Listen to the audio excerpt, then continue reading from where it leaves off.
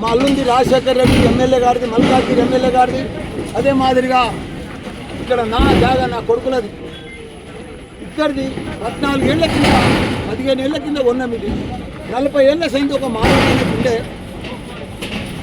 ఇక్కడ 2 ఎకరాల చిల్లర ఉంది. ఇది మేము అప్పటి సంది మా డాక్యుమెంట్స్ ఉన్నాయి, కొన్నాము. అంతకుముందు కూడా 40 ఏళ్ల కింద కంపౌండ్ వాళ్ళు కూడా 40 ఏళ్ల కింద పెట్టిన కంపౌండ్ వాళ్ళే. మాకు పర్మిషన్స్ ఉన్నాయి, ట్యాక్సులు కడుతున్నాము, కరెంట్ మీటర్లు ఉన్నాయి మా పేర్ల మీద. మొత్తం ఆటోలకు మేమే కిరాయికి ఇచ్చినాము. ఇవన్నీ కూడా మేము కూడా మేమే కిరాయికి ఇచ్చినాము. ఇవన్నీ జాగాలో ఉండి వాళ్ళు ఇప్పుడు దౌర్జన్యంగా మప్పుల రాత్రి 1 గంట సంది ఇక్కడ టెంట్ వేసుకొని బీర్లు బిర్యానీ 100 మంది రౌడీలను తీసుకొచ్చి రాత్రి గడపారాలు తీసుకొని కొడవళ్ళు తీసుకొని సంపెతానికి వచ్చి ఇవన్నీ కూడా రేపులు వేసి మా మీదకి వస్తున్నారు. ఇప్పుడు ఆ శ్రీనివాసరెడ్డి అయినట్టు మా సిఐ ముంగట్లో మా మీదకి వచ్చిండు. ఇప్పుడు ఎవడరాను అని నా మీదకి వచ్చిండు. అది కూడా రికార్డ్ అయింది. ఇంత దౌర్జన్యమా? ఆయన కాంగ్రెస్ వాళ్ళు ఇంత దౌర్జన్యం చేసి ఆ లక్ష్మణ్ అని ఉన్నాడు విప్పు. మొదటి సంది కూడా నా దానికి వస్తూనే ఉన్నారు. 8 నెలల సంది నడుస్తుంది.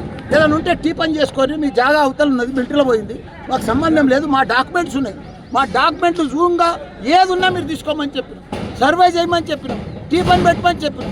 కానీ రాత్రి ఎలక్షన్లకు తెల్లారి ఇట్లా అందరము మాకు కూడా తెలియదు. కొంతమంది వచ్చి మా వాళ్ళ సెల్ ఫోన్లన్నీ గుంజుకొని ఆటోలకంత ఆటో షెడ్లన్నీ గులగొట్టి అక్కడ పెద్ద షెడ్ ఉండే ఆ షెడ్ అంతా చూడండి ఎంత దౌర్జన్యం చేసి.